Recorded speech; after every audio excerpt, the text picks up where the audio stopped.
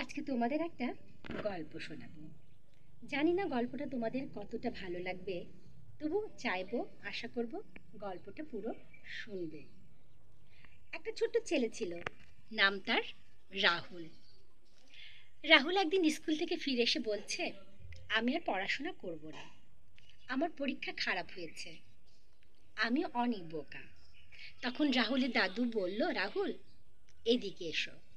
তখন দাদু একটা গাজর, একটা ডিম আর কিছু চা পাতা নিয়ে রাহুলকে বলল, চলো রাহুল, রান্নাঘরে চলো। তখন দাদু তিনটা পাতিলে জল ফুটিয়ে আলাদা আলাদাভাবে একটাতে গাজর, একটাতে ডিম আর একটাতে চা পাতা দিয়ে দিলেন।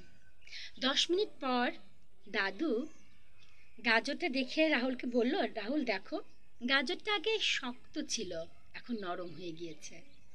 আর এই ডিমটা আগে নরম ছিল, এখন শক্ত হয়ে গিয়েছে। আর চা পাতা দেখো কেমন এই জলের রংটা বদলে দিয়েছে, কি সুন্দর হয়েছে জলের রংটা। রাহুল, জীবনে যত সমস্যা আসুক না কেন, তুমি যদি চাও এই গাজরের মতো নরম হবে তো নরম হতে পারো, আর এই ডিমের মতো শক্ত হবে তো শক্ত হতে পারো।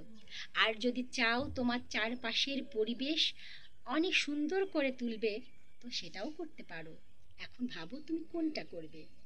তখন রাহুল বলল, দাদু আমি চা পাতার মতোই হব। তো মোদ্দা কথা হলো এই বন্ধুরা, আমার এই গল্পে এই মেসেজটাই ছিল যে জীবনে যত দুঃখ কষ্টই আসুক না কেন, এই দুঃখ কষ্টের চাপে যে যেমন প্রতিক্রিয়া করবে তার ভবিষ্যৎ পরিচয় ঠিক তেমনি ভাবেই গড়ে উঠবে। হুম।